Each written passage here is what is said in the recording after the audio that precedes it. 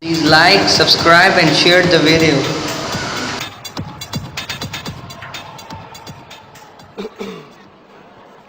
Bismillahirrahmanirrahim. Ladies and gentlemen, first of all, I really want to thank the Unity, the Global Peace and Unity organization to get me here. Give me about 15 minutes to talk to you. The most important thing, the point I want to make tonight is this, that it is extremely important for Muslims to be able to convey to people living in Western countries that there is no correlation between Islam and terrorism. Unfortunately, through a planned campaign, Islam and terrorism have been linked, and 1.3 billion Muslims are on the back foot, on the defensive, trying to justify that Islam has nothing to do with terrorism. And what the point you need to make is this, that according to the Holy Quran, 124,000 messengers of God were sent on earth. All of them with one message. And the message was that the Almighty wanted us to be human beings rather than intelligent animals. Animals believe in might is right, survival of the fittest, whereas human beings have compassion and justice. And Muslims were supposed to be and should be the community that should be compassionate and that should believe in justice, just like every messenger of God to every human community brought the same message.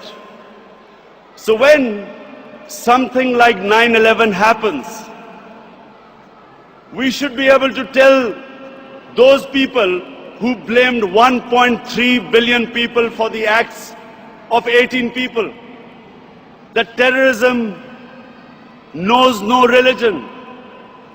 All religions preach the same thing. And unfortunately, we do not have either the political or intellectual leadership in the Muslim world to be able to convey our point of view. So we have words like Islamofascism, like radical Islam. When Tony Blair and George Bush say that the enemy of Western civilization is radical Islam, how is the man in the street in the West supposed to differentiate between a moderate Muslim and a radical Muslim? And why is Islam the issue? Before 9/11, 70% of all suicide bombings was by Tamil Tigers in Sri Lanka. No one ever blamed Hinduism for what they were doing. No one ever said that tell the Hindu priests to tell them that suicide bombing is not part of Hinduism. So why were we on the defensive? How is suicide bombing anything to do with any religion? And unfortunately, because we did not have the leadership, and because sadly in the Muslim world, there were people who played along the game, called themselves moderate Muslims. We had military dictators, in order to get Western support, called themselves enlightened moderates, perpetuating this image that perhaps it's something to do with Islam or radical Islam. All human communities have moderates, have liberals, have conservatives, and have fanatics. Islam also has its fanatics, but the moderate majority is always liberal, Because our religion preaches, our religion accepts other communities and other religions. We all know that Islam believes in plurality. Muslims have lived with other religions. We have lived with Hindus, we have lived with Buddhists, we have lived with Jews, Christians. We accept, as the Quran says, Allah says in the Quran that it is through His will that we are distributed in different communities. It is through Allah's will that human beings are distributed in different religions and communities.